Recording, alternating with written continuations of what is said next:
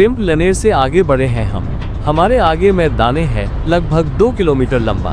फिर उसके बाद दही वेल आता है जो यहाँ से करीब 7 किलोमीटर दूर है।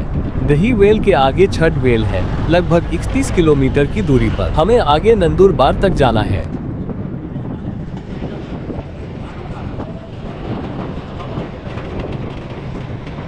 रास्ता कुछ खराब है लेकिन सफर जारी है।